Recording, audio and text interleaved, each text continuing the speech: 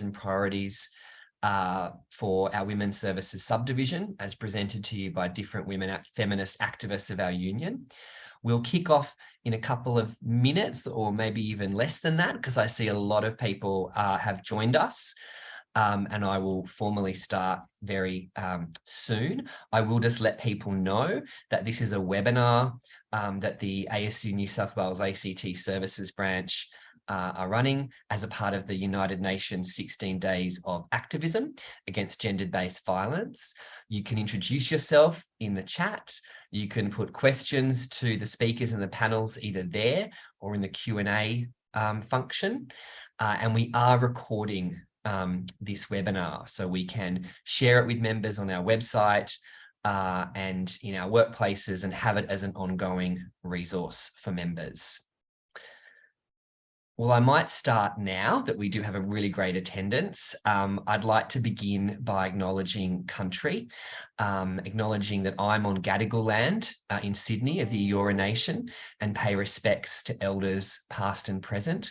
I know that this is a webinar where we have people joining us from all over New South Wales, the ACT, and potentially other states as well. So I acknowledge that we're meeting virtually, but across different lands, and pay respects to all of those elders from the different lands for us meeting today, and acknowledge all of our First Nations members as well who are joining us in this webinar.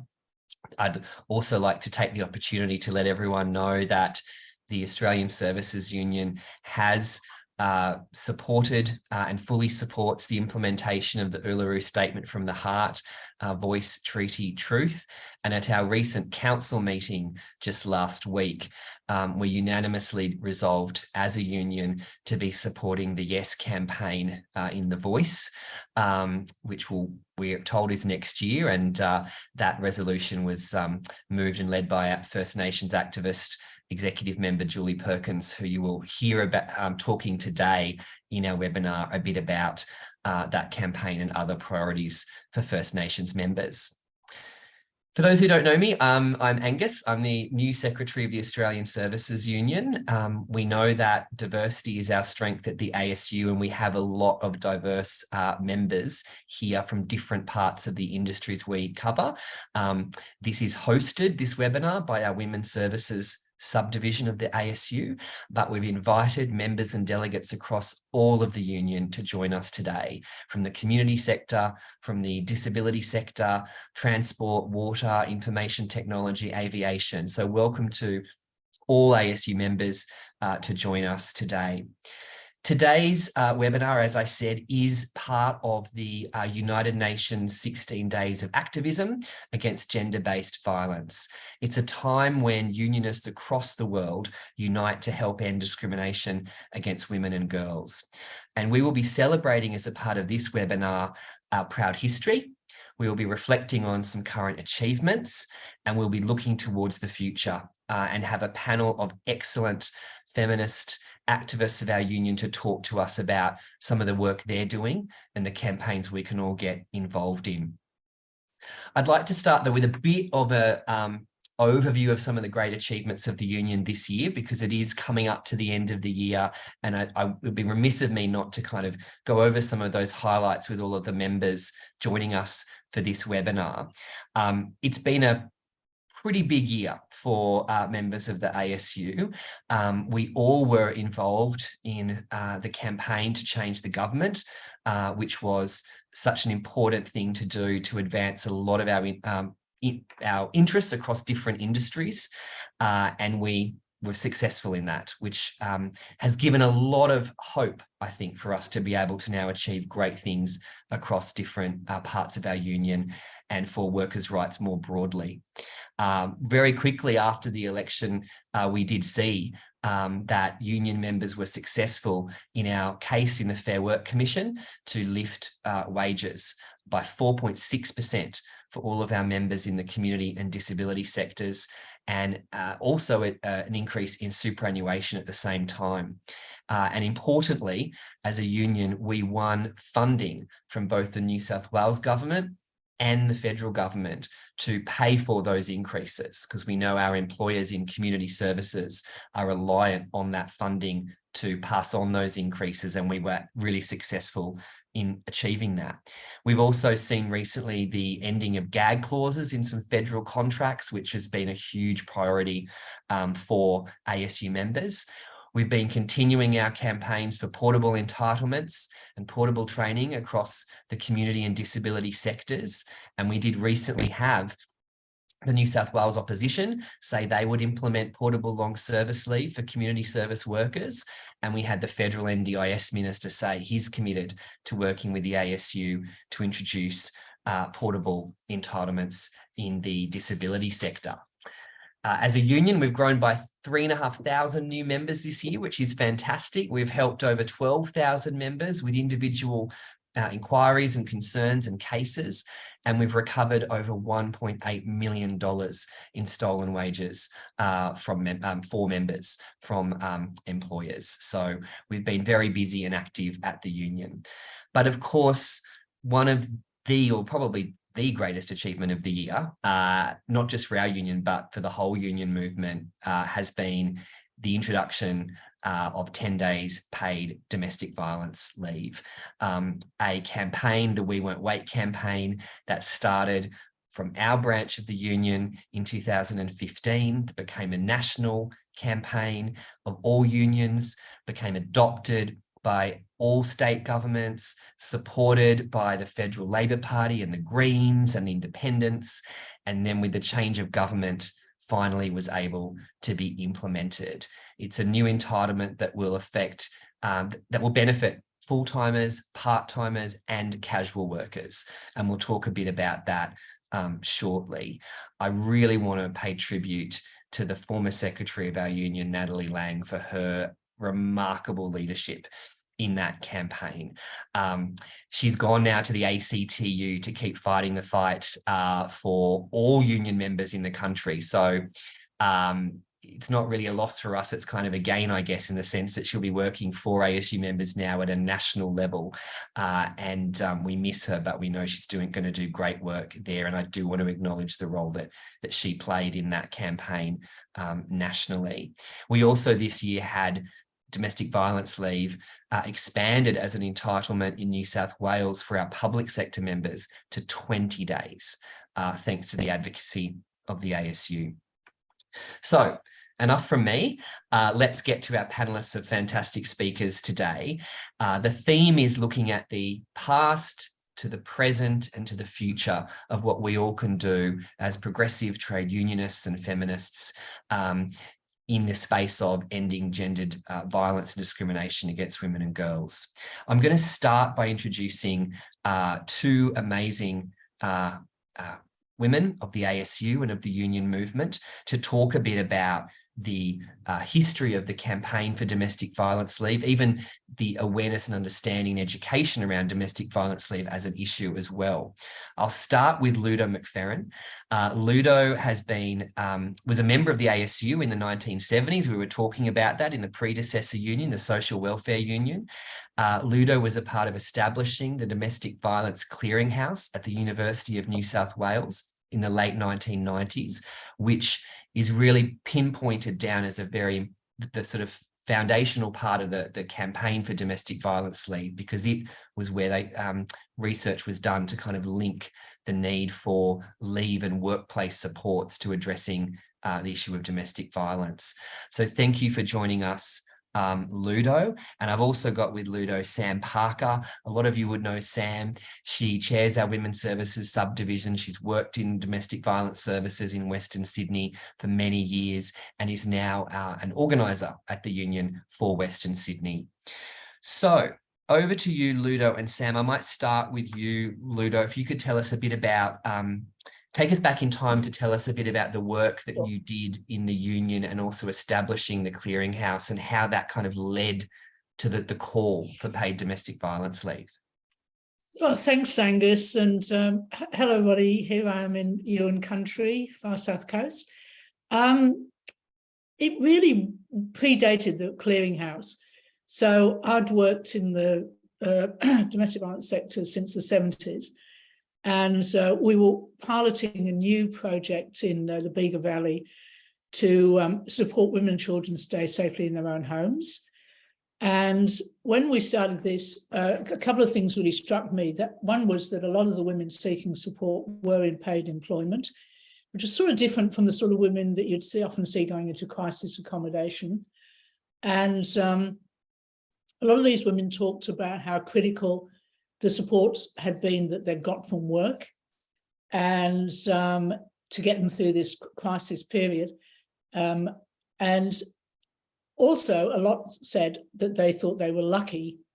The word lucky sort of seemed to spring to their mind, to have good bosses. And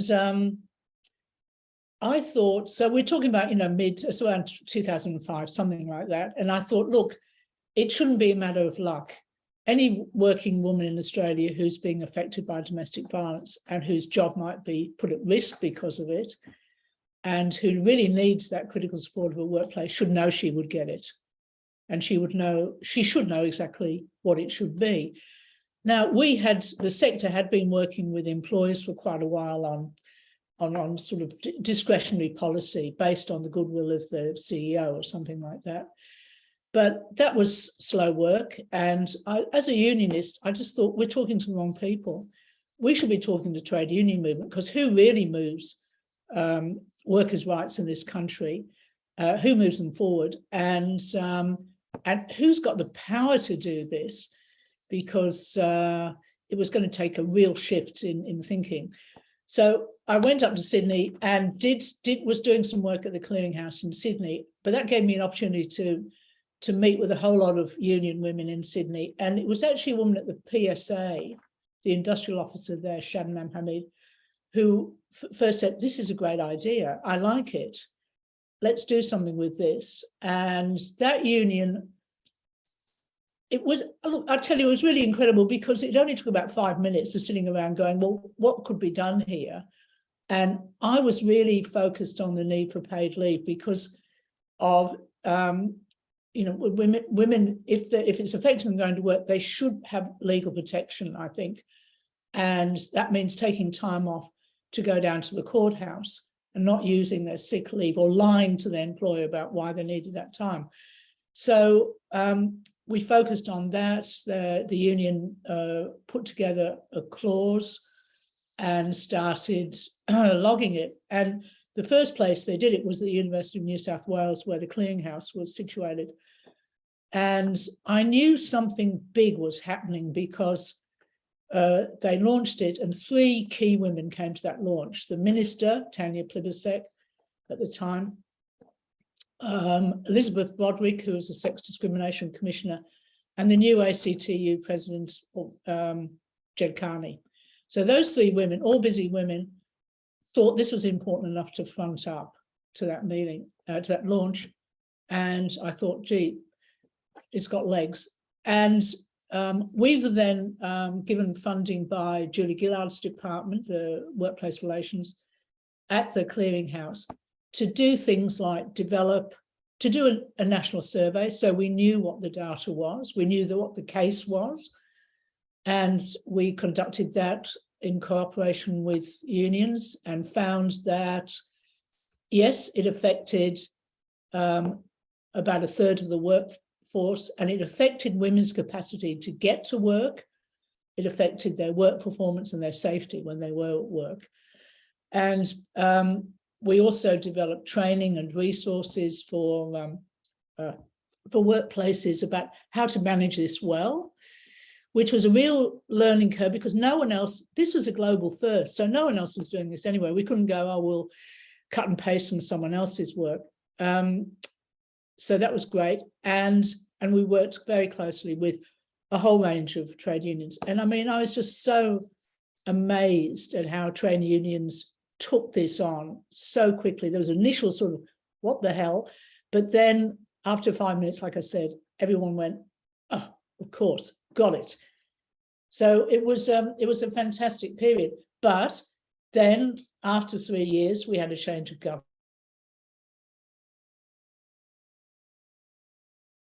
Trade union movement's going to experience some sort of existential crisis under this mob.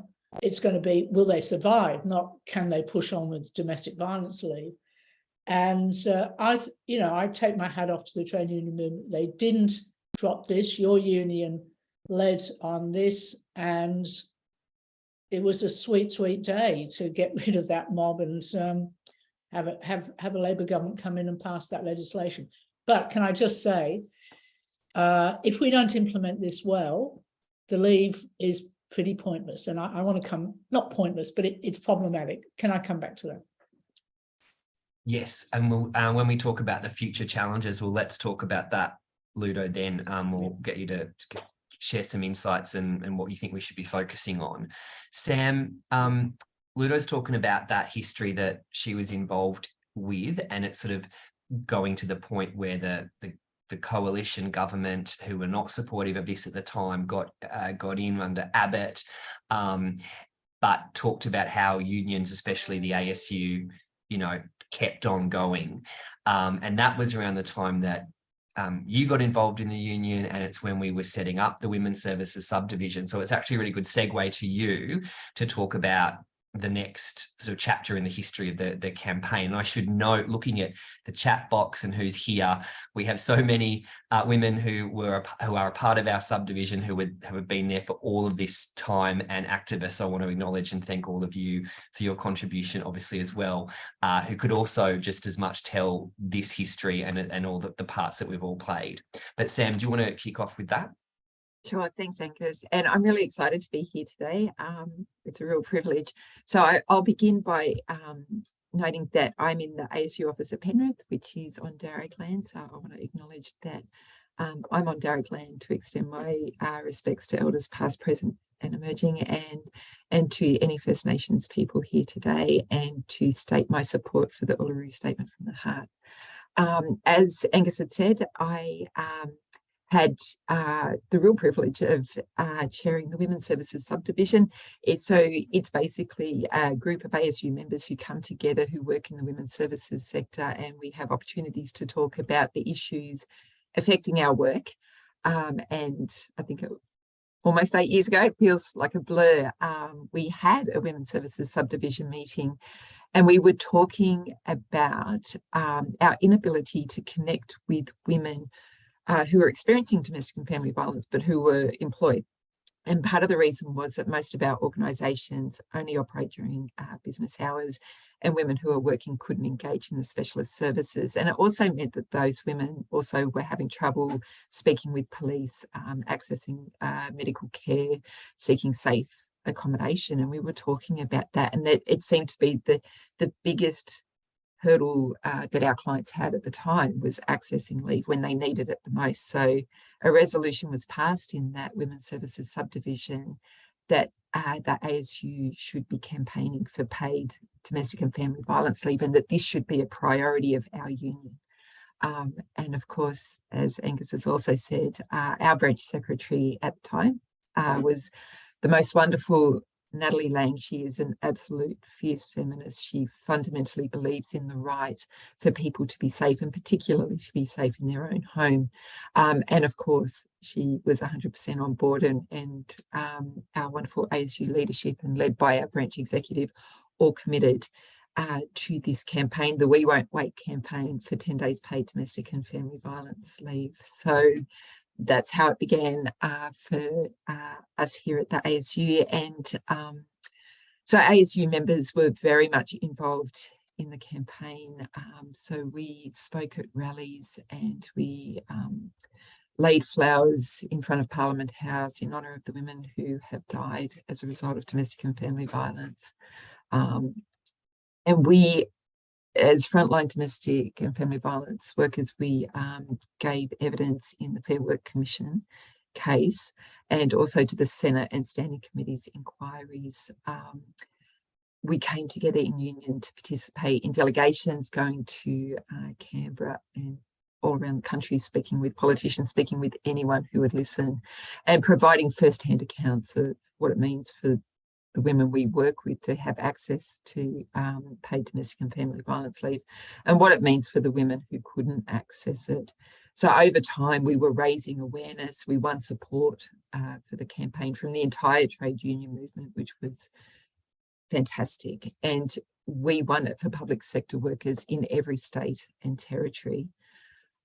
We applied a lot of strategies in the campaign, but one of the strategies I want to highlight today is roundtable discussions where we come together, often with union members from different industries, to speak with politicians about why there's a need for paid domestic and family violence leave. And one roundtable that I specifically recall that was very effective was when we met with Prue Gowd, who was then the New South Wales Minister for Family and Community Services and the Minister for the Prevention of Domestic Violence and Sexual Assault. And we came together. We had social workers, paramedics, police, nurses, solicitors, counsellors, and all of us were talking about our little piece of the puzzle, what it meant when we were trying to engage and provide assistance and support to people experiencing domestic and family violence. And what happened when people couldn't access leave. And through the course of that conversation, we were painting a really clear picture to the minister as to why this leave was so necessary. And it was wonderful that shortly after that particular roundtable, the minister announced 10 days paid domestic and family violence leave would be available to all public sector workers in New South Wales. We've had unionists successfully bargaining to have paid domestic and family violence leave included in enterprise agreements. And over years, what that meant is that 1 in 3 workers in the country had access to some form of paid domestic and family violence leave. But the We Won't Wait campaigners knew that that wasn't enough. Some of the most vulnerable workers, including casual workers, would be most at risk without having access to this leave. And there was an absolute commitment in the campaign that no workers should be left behind. It should be a universal right for all workers. And so 2020 has been a wonderful year for the campaign. It started with the Fair Work Commission reviewing its earlier decision to, at the time they'd recommended only 5 days unpaid leave be included in the National Employment Standards. So they, in 2022, concluded that there was a need for 10 days paid domestic violence leave to be included in the NES. And then we had a change in government. The relentless campaigning we had done over many years had been rewarded. And we held in Canberra, it was a freezing, very cold morning. We held a vigil not only highlighting the tragedy of women being killed as a result of domestic and family violence, and that's always remained troublingly high in Australia. And we wanted to highlight that, but also talking about the urgent need for this leave. And the Prime Minister attended and he spoke out against domestic violence and spoke in support of the campaign. And then it was wonderful because the activists that were there, freezing, had the opportunity to then walk into Parliament and watch the bill for paid domestic and family violence leave be introduced into the lower house. So it was just a thrilling moment in the campaign. And it's wonderful to be here today celebrating that win, and congratulations to everyone here today who has actively campaigned. You have won a life-saving leave for 11 million workers. Congratulations. Yes, and Sam, you and I were there when it passed the Senate, and I think something that it's important to emphasize, Ludo talked about at the beginning, the trying to get employers on board and the conversations with employers, and then all of the years with the coalition government federally and trying to get them to change their position, and then we got all the state governments on board, and all of that work that everyone here in this watching this webinar has been involved in. And then in the end, at 7:30 p.m. on Thursday, the 27th of October this year, the Senate voted on this, and they did it just on the voices, all in favour, and everyone said aye. It was unanimous. No one said they were against it, considering the decades of trying to get people to support this and all of the work that everyone in this webinar has done and achieved. It just was a matter of seconds. And it just shows it's now like a bipartisan thing. Of course, all the coalition voted for it. It was just this amazing moment as well, and a testament to the great work of all of the members of the ASU and other unions who have worked on this for many years. Absolutely. Yeah. Thanks, Sam. So from Ludo and Sam talking about the history of how we got to this historic win just a month ago, we now have a message from everyone from the Minister for Social Services and Linda Wishworth talking about the present and what the government currently is doing and responding to prevent gender-based violence and discrimination. So I think we're going to do the share screen, show the video now, and I'll turn myself off. There we go. Hello everyone. I apologise that other commitments have prevented me from attending this webinar and participating in the discussion about this crucially important topic. I'm recording this message from Parliament House, which is on the lands of the Ngunnawal people, and I pay my respect to elders past and present. I also extend this respect to the traditional owners of the lands where you are attending this webinar today.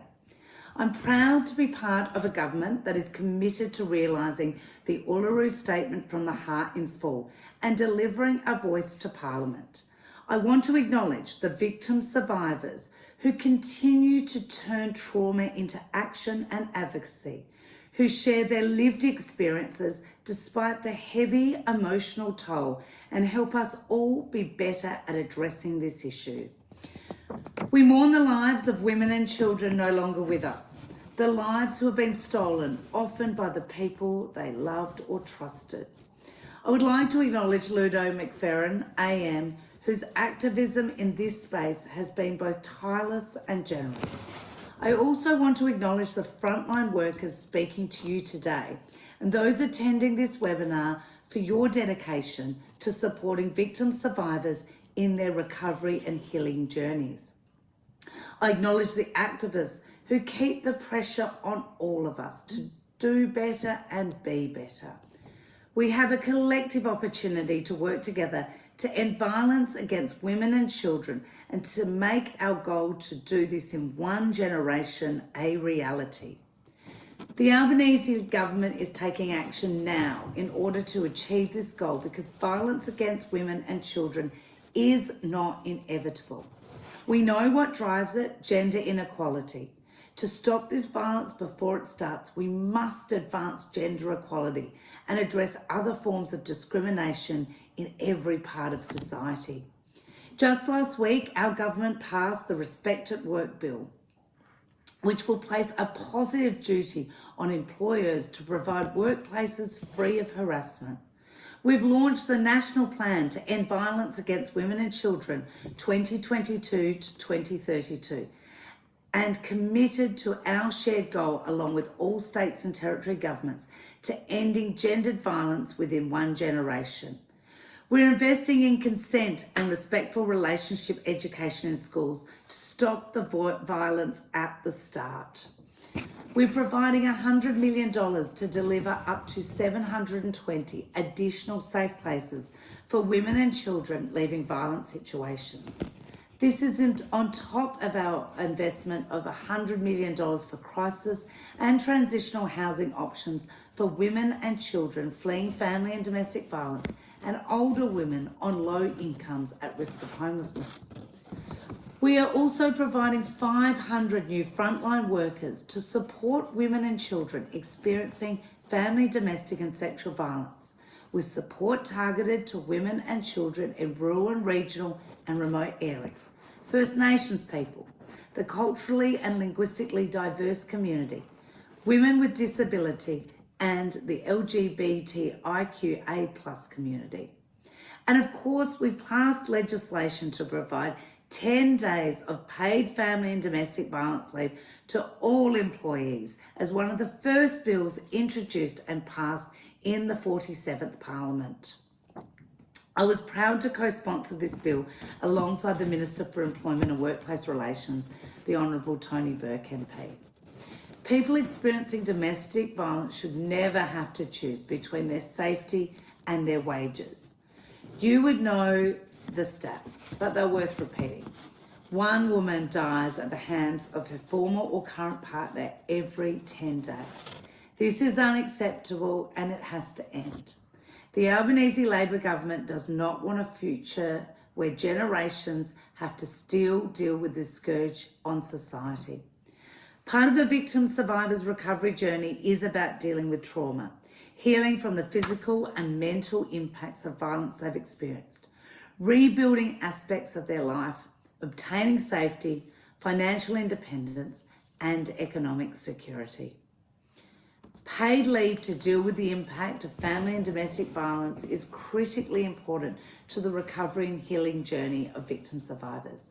We all have an obligation to victim survivors to create a society in which they can expect this support.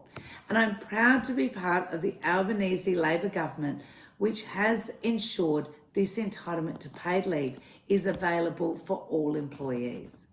Thank you all for attending today, for your work and advocacy on this important issue. It can be tireless and exhausting and has an emotional toll, and we appreciate this commitment. Thank you and enjoy the rest of the webinar.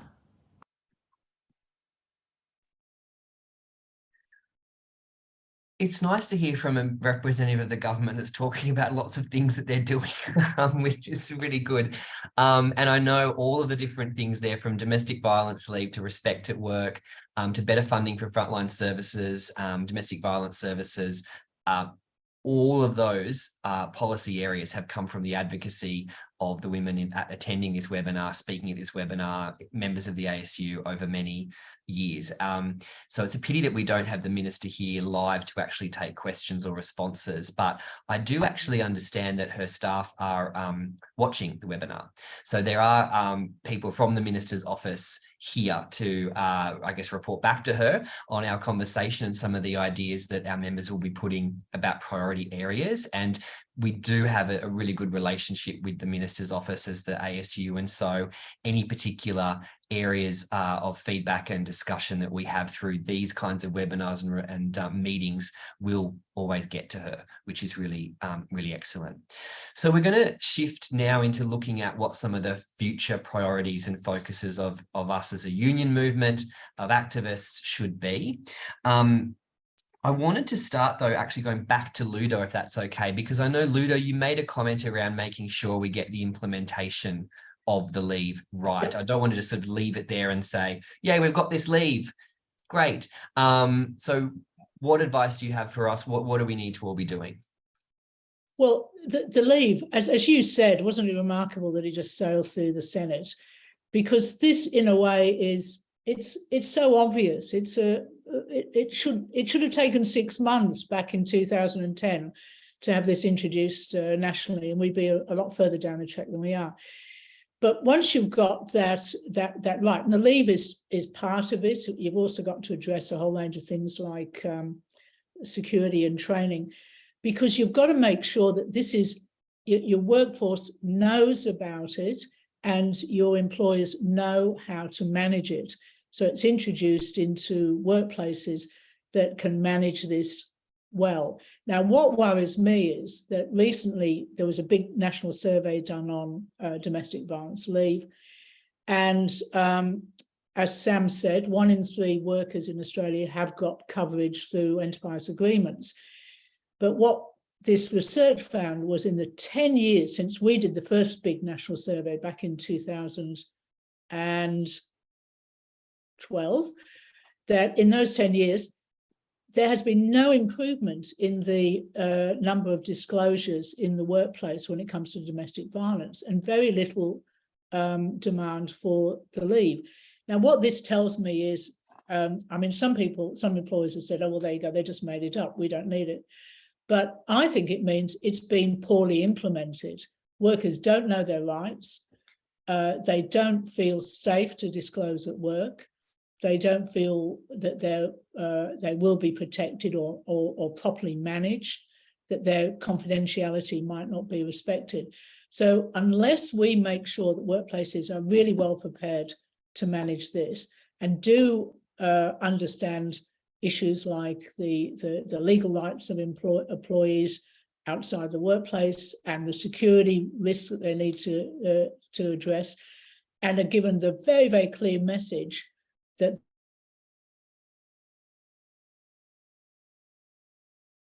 time we still won't see an increase. Now, I wish that I'd heard from the minister how this government is going to prepare the Australian workplace to make sure that it can manage this properly.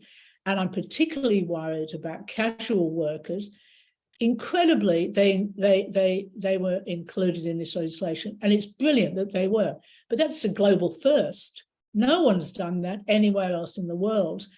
And I really worry about casual workers, because if they put their hands up in a workplace that doesn't know what it's doing and manages this badly, you could get casual workers actually worse off than they were before. So I want to know, I know that they're working on it, but it's not clear what they're doing. And what I've said is, I think we need national training standards set up around this, about how to manage this well, and we need accreditation, because what I've seen in the last 10 years is all sorts of people leaping into this very lucrative space. And I'm not convinced that some of these organisations do provide very good standard of training in how to manage this well. There you go. Thanks, Luda. I can't, as I said, I can't answer on behalf of the government. I'm not sure exactly what they're doing, obviously, but I do know that they have started to consult unions at least about the implementation. I know there are women from the ASU in discussions this week, I believe, around what the training and support and what that should look like. So I'll make sure that we take that and all that you've said to the forums where the government's consulting the union movement on it.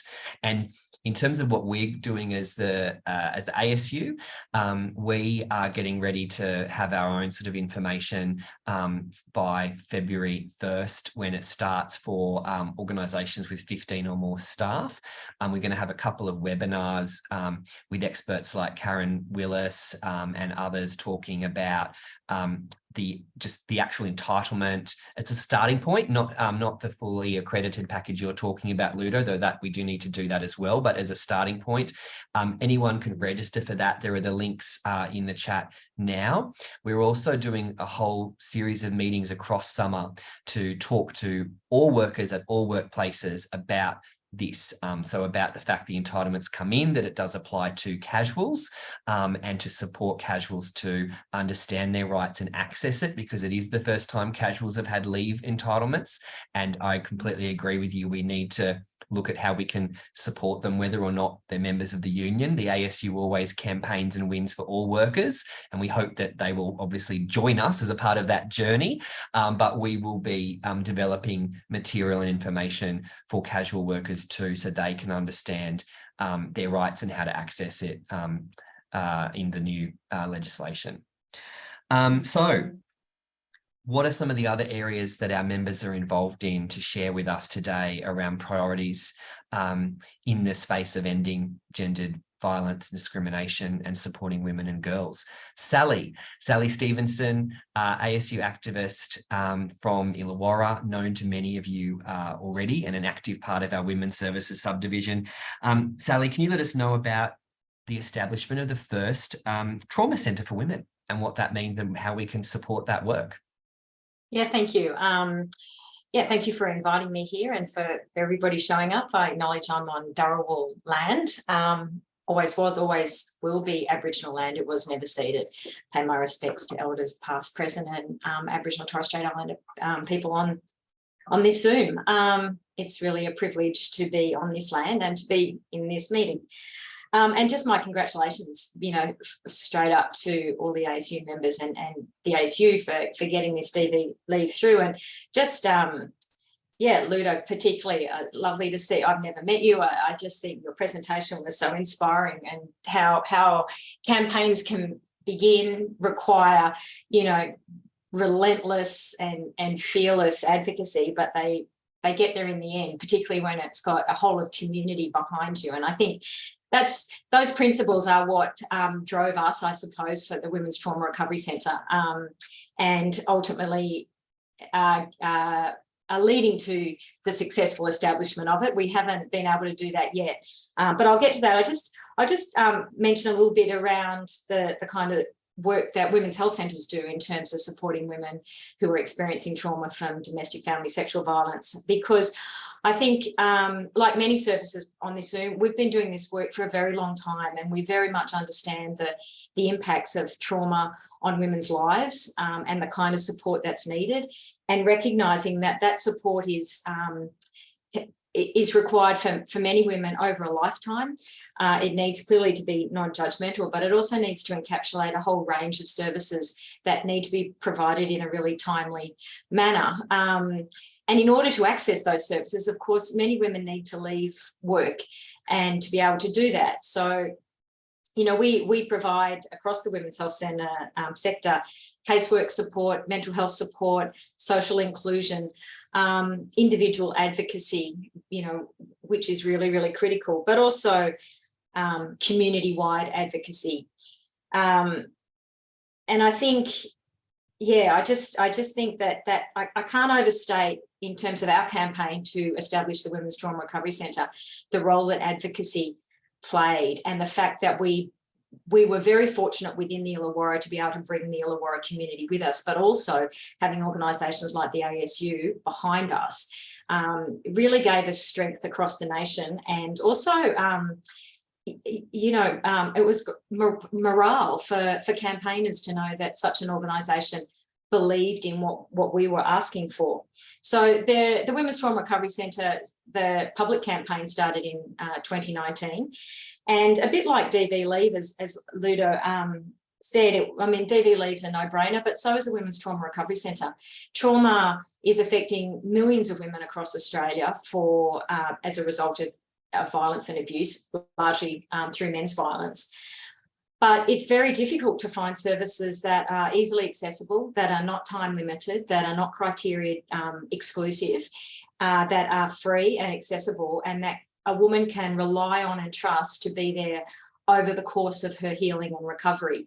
As Women's Health Centres, you know, to a large extent, this is what we do every day. So it was a no-brainer to ask for the kind of funding that would allow for a dedicated and specialised trauma service to support women in their healing. And really that's what we did. We ran a whole range of different strategies, like Sam mentioned, you know, in terms of advocacy, one-on-one meetings, community events, national media. It's always a package of advocacy strategies and a range of partners that got us to where we are. From a federal point of view, you know, it's also about looking at what steps strategically can be taken to an end goal, and always in everything that we did, we kept our eyes on the prize. So often there are many issues that we would have liked to have given our attention to, but we always kind of came back to the fact that, like, you've got to stay focused and do that. And so, for example, we made a submission to the Federal Inquiry, Sexual, Domestic and Family Violence. We gathered our partners, the ASU, in their submission to that, supported the Trauma Recovery Centre. We were invited to give testimony, and out of that, there was a recommendation that the federal government support an initial trauma recovery centre in the Illawarra, because it would be a new model of care that has potential to be replicated across Australia. And so that national significance was allowed for the recommendation, which, jumping to March budget this year, we were awarded $25 million over 5 years to implement the Trauma Recovery Centre. That's federal funding, and operational funding. So at the moment, we're still in, let's say, positive negotiations with the New South Wales government to get capital funding. And once we've got that, then we'll be able to obviously bring the two together and start delivering those services to women, which are urgent. I mean, we know that DV rates are not improving. We know that sexual violence rates are increasing.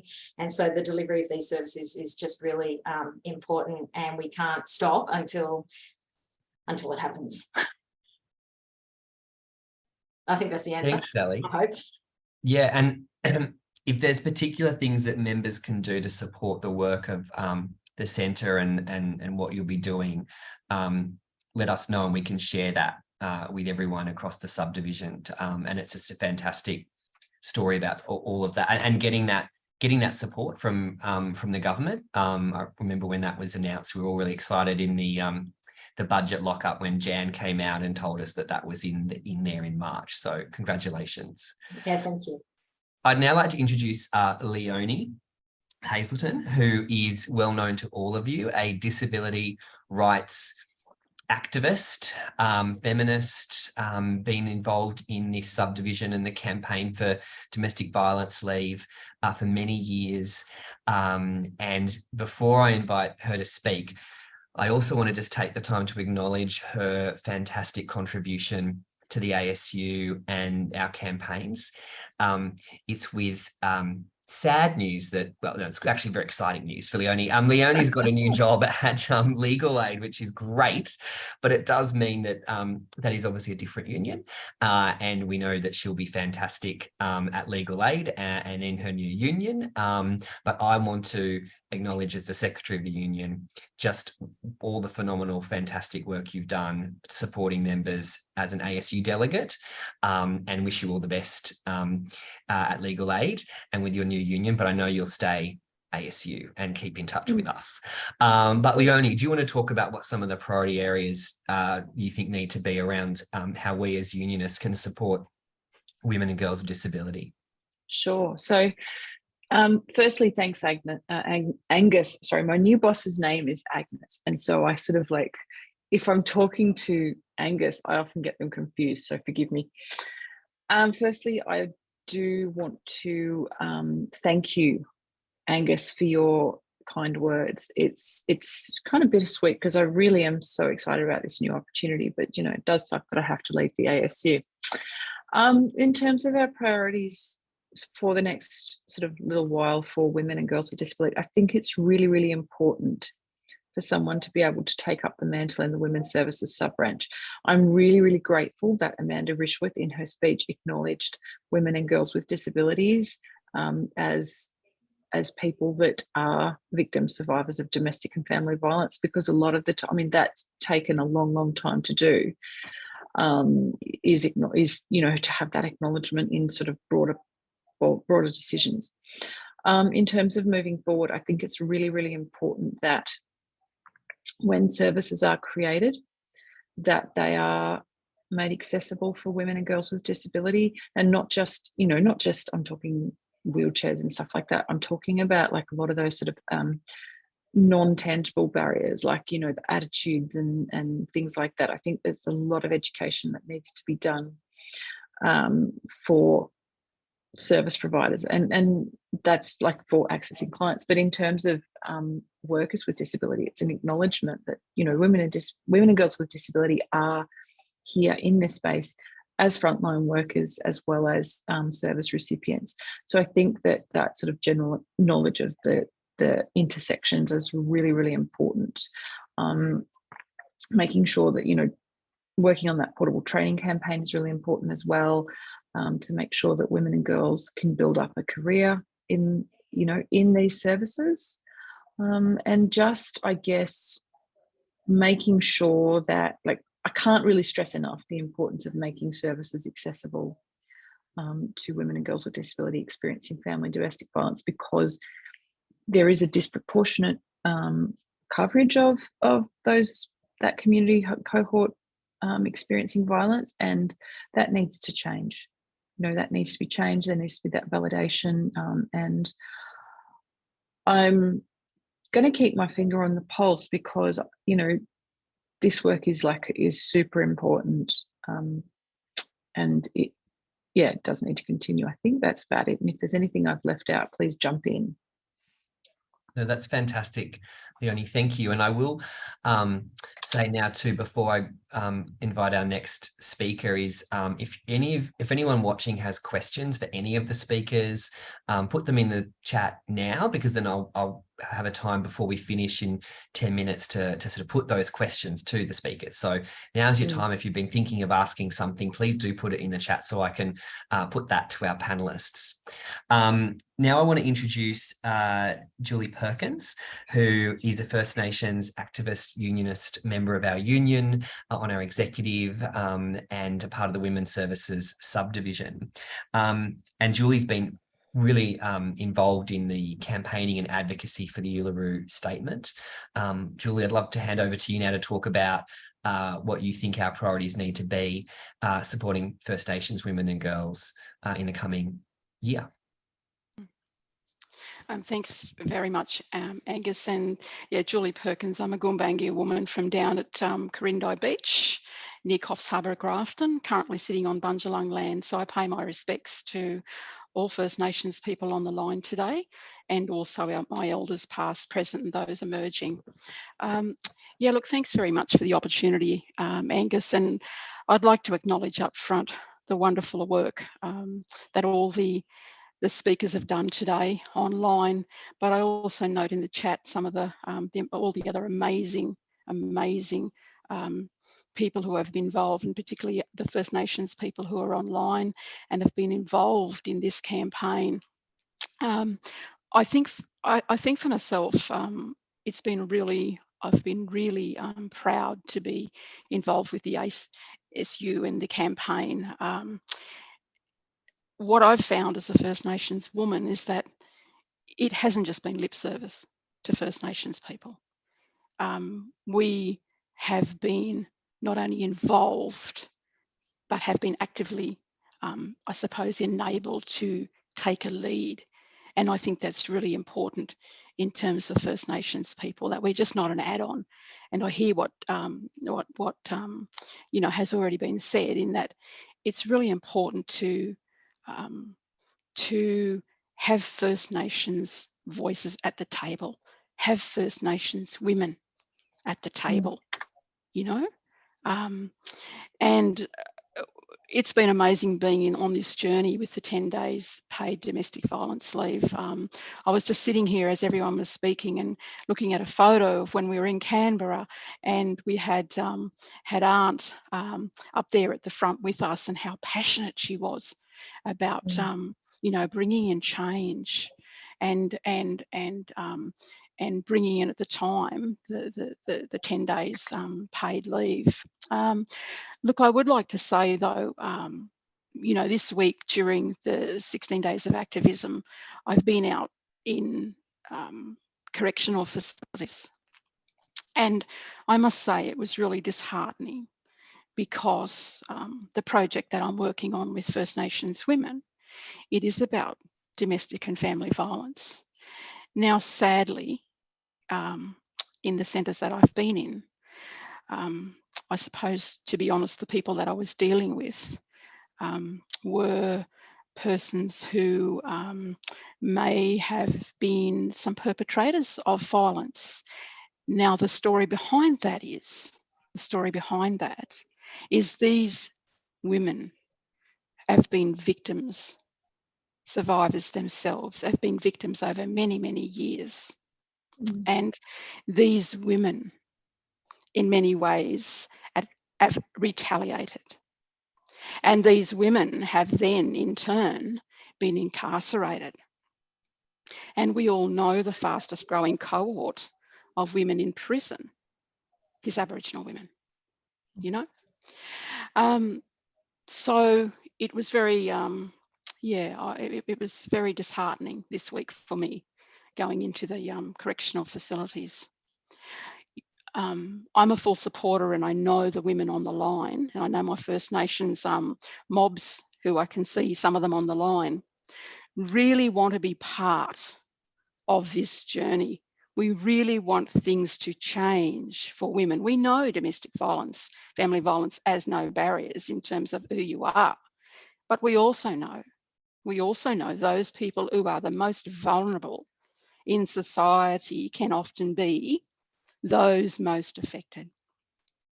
So I'm just so grateful to be on the journey with all of my colleagues and all of the fabulous women that I see online today. who have been working tirelessly to bring about safe spaces, peace to women and children's lives. I think I also just want to add in this space is that we are in this 16 days of activism. We are speaking about gendered violence. But I do want to add that one of the other major campaigns that, that we as ASU have been heavily involved in and backing, and it will support women and children, is the voice, is the constitutionally enshrined voice to Parliament. You know, this is a gift to the nation. This should not be looked upon as something that is going to harm society. It is a gift from First Nations people to the rest of the country. It will finally give us opportunity to have a real say in what affects our lives. Because for too long, people make decisions for us. They change policies and programs at the whim. You know, it's a chance finally. In 1901, when the Constitution was enacted, First Nations mob wasn't there. First Nations mob weren't there. So this is time for Australia to step up as a nation. Get behind us. It's got to be First Nations led. But we need everyone to pull together on this, you know, for a better life, not only for all of us in this country, but in doing so, particularly in this day of 16 days of activism. So we may be able to lead and enact the programs and services that women and children need. And in my space, First Nations women and children. You know, we're tired of the short-term contracts. We're tired of the stop and start and go. We know the need out there. You know, let's just get on board. And in terms of the voice and the constitutional enshrinement, I think I say, as our Prime Minister Anthony Albanese said, if not now, when? If not now, when? It's time for all of us to step up. Thank you. Thank you, Julie. Yes, it is time for all of us to step up in that campaign, and we are, as I said, going to be, as a union, we decided based on some panel discussions we had with First Nations activists at our recent council meeting and led by Julie, that we will be prioritising this across our whole union next year. And we will be stepping up, all of us, to support a Yes campaign in all of our workplaces and what we do, and develop resources and support in that. And I do just want to point to the one of the points that Julie made around it's important we enable First Nations members to lead those conversations and the campaign, obviously. And to that end, I really would like to call out to all members here, if you're First Nations and would like to be involved in a bit of a sort of steering campaign group for the union, or if you have colleagues who you know are members and First Nations activists who aren't here but you think may be interested, can you please get in touch with Marla? Let us know, you know, if you'd like to do that, because Julie and I want to set up pretty early next year avenues for those discussions to happen in our union, and for First Nations members to shape how we as a union engage in the campaign and lead that, and what we ask all of our members to do as a part of that campaign. So I would ask everyone to think about that and let us know if you'd like to be involved, if you're First Nations or other colleagues who might like to be involved. Okay, thank you, Julie. So we have just couple of minutes left. There was a question in the chat about raising the rate, which I assume is about raising the rate of JobSeeker, and will raising the rate support the safety of women and girls, and which is a big priority for many of our members, and indeed a campaign the ASU has been very supportive of, and campaigning alongside the sector and ACOS and others in the bid to lift the rate. I will just put, do any of the panelists want to briefly talk about that link or that campaign around raising the rate and supporting better welfare payments, essentially, to support people? And would anyone like to comment on that, which has been a question to us? Anyone? No? Yes, Sally. Yeah, Sally. Oh, I'm happy too, because I think it's absolutely critical that we know that financial security and poverty and violence are intimately and intricately linked. So without raising the rate, we're going to keep women entrenched in cycles both within their own lives and intergenerationally of violence. I find it unfathomable that we are not raising the rate on social security for people to get them out of poverty, and particularly for mothers, and especially for single mothers who are on the parenting payment. I think it's abominable. That's my thoughts. Okay, it is now been an hour, and I know lots of people are joining us in their lunch break, and I want to thank everyone for being here today. I want to thank our fantastic panelists for talking to us about the history of what we've all achieved together, some of the future challenges and priorities of what our union and what it should be. I want to reiterate the commitment of the union around the Uluru Statement, and that being a really big feature of what we do next year. So we will be in touch in the new year about all of the ways that we can get involved as activists supporting our First Nations members, Julie and others in that campaign. I want to also say we'll send to everyone who attended this webinar information about the support that we are providing to members around the implementation of 10 days domestic violence leave. It won't just be those 2 webinars on the 1st of February. That will sort of kick it off, and we'll have updated resources and supports.